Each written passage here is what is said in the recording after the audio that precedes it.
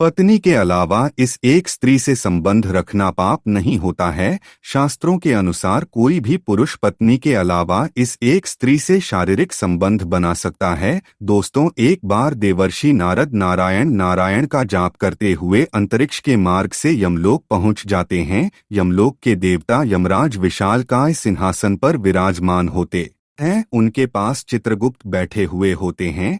तभी देवर्षि नारद उस स्थान पर पहुंच जाते हैं। देवर्षि नारद को आता देख यमराज उनका स्वागत करते हैं और उन्हें प्रणाम करते हुए कहने लगते हैं, हे देवर्षि, आपके आगमन से यमपुरी धन्य हुई है। देवर्षि नारद कहते हैं, हे मृत्यु और न्याय के देवता यमराज, आपको प्रणाम है। फिर यमराज कहते हैं, हे देवर्षि, आज बड़े युगों के बाद आप यमपुरी पधारे हैं। अवश्य ही कोई महत्वपूर्ण कारण होगा। कृपया आप हमें बताने की कृपा करें कि आप किस प्रयोजन से आज यमपुरी आए हैं। तब नारद जी कहते हैं, हे धर महाराज, आप मृत्यु और न्याय के देवता है। तीनों लोकों के प्राणियों को उनके कर्मों के अनुसार दंड देने का कार्य आप करते हैं। आपके पास समस्त प्राणियों और चराचर का लेखा जोखा रखा हुआ है। पापी मनुष्यों को आप नरक में डालते हैं और पुण्यवान मनुष्य को आप स्वर्ग में भेजते हैं। इसीलिए आपको मनुष्यों के सभी पाप और पुण्य कर्मों का ज्ञान है।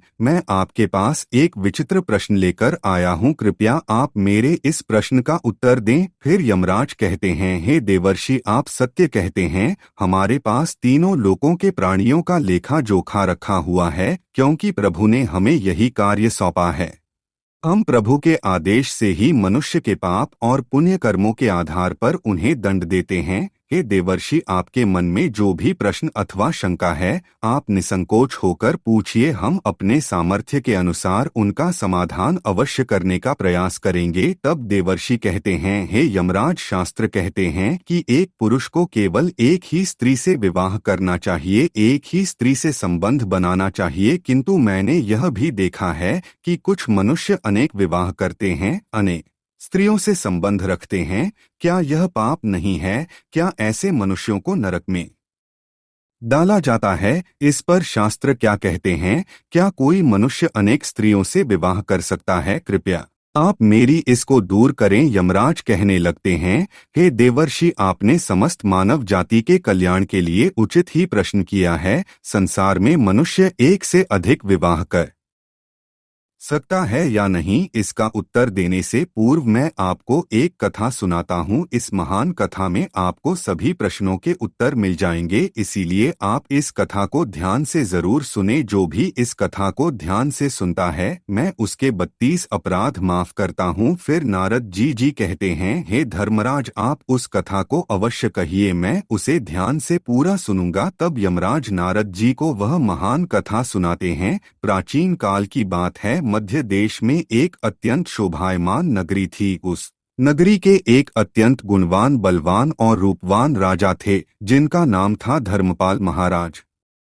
धर्मपाल एक न्याय प्रिय राजा थे। उनकी प्रजा उनके न्याय से अत्यंत संतुष्ट रहा करती थी। राजा भी अपनी प्रजा अच्छी तरह से देखभाल करते हैं। प्रजा का सभी जरूरतों का अच्छी तरह से ध्यान रखते थे। महाराज की सुकन्या नाम की पत्नी थी, जो अत्यंत सुंदर, गुणवान, चरित्रवान और पतिव्रता नारी थी। महाराज धर्मपाल और रानी सुकन्या बहुत ही दयालु स्वभाव के थे। वे हर प्रकार के यज्ञ, दान, धर्म तथा अनुष्ठान किया करते थे। उनके साम्राज्य में सब कुछ था, किंतु केवल एक कारण से महाराज, महारानी और प्रजा दुखी रहते थे। महाराज को कोई संतान नहीं थी, जिससे महाराज दुखी और चिंता में रहते थे। प्रजा को भी महाराज की ऐसी दशा देखी नहीं जा रही थी। कितने ही प्रयास करने पर भी महाराज को कोई संतान नहीं हो रही थी। महाराज ने अनेक वैद्य बुलाए, अनेक पुत्र प्राप्ति के उपाय किए, दान धर्म किया, व्रत किए, किंतु उन्हें किसी भी उपाय से संतुष्टि नहीं मिली। फिर एक दिन प्रजाजन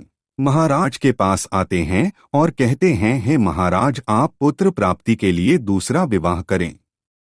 किंतु महाराज अपनी प्रजा की बात से सहमत नहीं होते हैं। महाराज रानी सुकन्या से बहुत प्रेम करते थे, इसीलिए वे अपनी पत्नी का दिल नहीं दुखाना चाहते थे। तथा महाराज शास्त्रों का भी ज्ञान रखते थे कि एक पुरुष को केवल एक ही स्त्री के प्रति एक निष्ठ रहना चाहिए, एक पत्नी के होते हुए कभी दूसरी स्त्री के पास नहीं जाना चाहिए। जिस प्रकार से एक मादा पशु के साथ दो नर पशु नहीं रह सकते, ठीक उसी प्रकार से एक पुरुष के साथ दो स्त्रियां कभी सुखी नहीं रह सकती। जो पुरुष एक पत्नी के होते हुए भी दूसरी स्त्री से संबंध रखता है वह घोर पाप करता है और नरक में ही गिरता है। इसी कारण से महाराज दूसरा विवाह नहीं करना चाहते थे। फिर प्रजाजन महारानी के पास जाकर उनसे आग्रह करते हैं कि वे महाराज को दूसरा विवाह करने के लिए मनाए। तब रानी सुकन्या भी प्रजा के दुख समझती है और महाराज के पास आकर कहने लगती है, हे स्वामी, आप कृपया दूसरा विवाह कर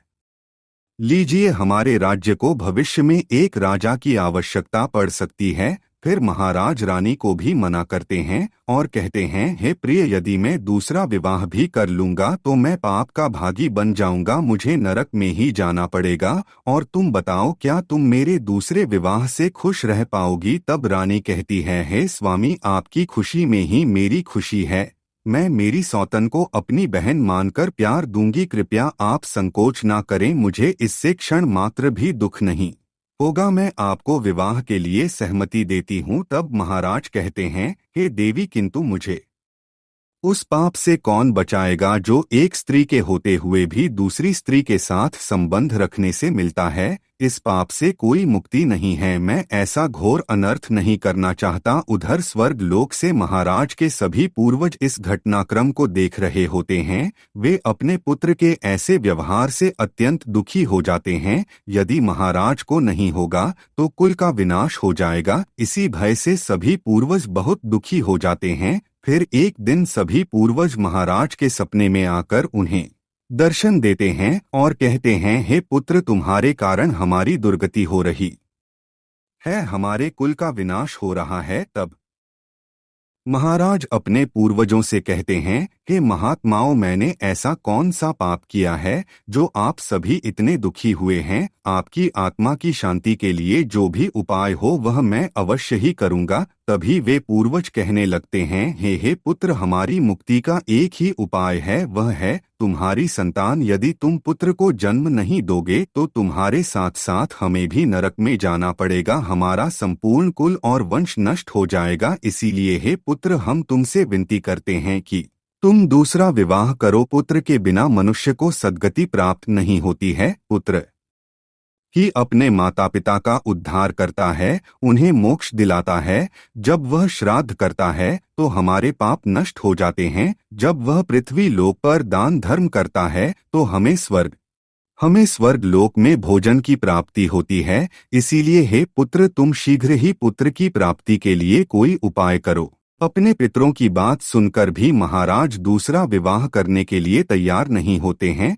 फिर सभी पितृगण दुखी होकर यमराज के पास जाते हैं और उनसे विनती करते हुए कहते हैं, हे धर्मराज, कृपया हमारे कुल की रक्षा कीजिए, हमारे पुत्र की कोई संतान नहीं है और संतान के बिना हमारा कुल नष्ट हो जाएगा। कृपया आप हमारे पुत्र को दूसरा विवाह करने की आज्ञा दे। फिर यमराज कहते हैं, हे महात्माओं, मैं अवश्य ही तुम्हारे पुत्र को समझाऊं और उसे पुत्र प्राप्त करने के लिए प्रेरित करूंगा। ऐसा कहकर यमराज पृथ्वी लोक पर आते हैं और एक साधु का रूप धारण करके महाराज धर्मपाल के दरबार में जाते हैं। उन साधु को देखकर महाराज धर्मपाल अत्यंत प्रसन्न होते हैं और उनका आदर सत्कार करते हैं। फिर उनसे पूछते हैं, हे महात्मा, आप कौन हैं? किस प्रयोजन से आप हमारे इस राज्य में पधारे हैं? आपके मुखमंडल का तेज देखकर यह प्रतीत होता है कि आप अवश्य ही कोई बड़े तपस्वी हैं। तब वह साधु उस राजा से कहते हैं, हे वत्स, मैं साक्षात यमराज हूँ। तुम्हारे पूर्वजों के द्वारा प्रार्थना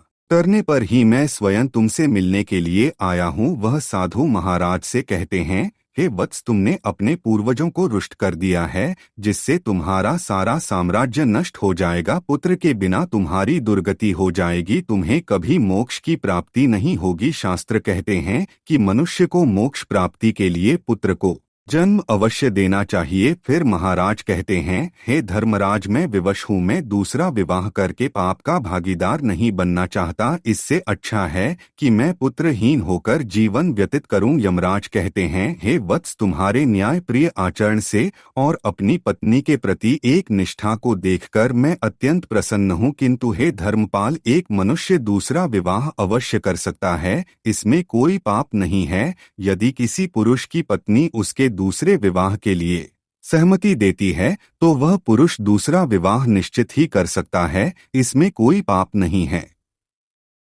शास्त्र कहते हैं कि यदि एक पत्नी से पुत्र की प्राप्ति नहीं होती है और उसकी पत्नी उसे दूसरा विवाह करने की अनुमति देती है तो उसे दूसरा विवाह करने में संकोच नहीं करना चाहिए। साक्षात धर्मराज के द्वारा ऐसे वचन सुनकर महाराज अति प्रसन्न हो जाते हैं और यमराज को धन्यवाद देते हैं। फिर यमराज उस स्थान से अंतर्ध्यान हो जाते हैं। महाराज धर्मपाल अपनी पत्नी सुकन्या के पास जाते हैं और उससे दूसरा विवाह करने की अनुमति मांगते हैं तो महारानी सुकन्या उन्हें दूसरा विवाह करने की अनुमति दे देती है। तब महाराज दूसरी स्त्री से विवाह कर लेते हैं, जिससे उन्हें सुंदर पुत्र रत्न की प्राप्ति होती है और उधर स्वर्ग लोक में सभी पूर्वज भी आनंदित हो जाते हैं और यमराज का बार बार धन्यवाद करते हैं। तो दोस्तों, इस प्रकार से धर्मराज ने नारद जी को स्त्री और पुरुष के विवाह और आचरण संबंधी महत्वपूर्ण ज्ञान दिया है।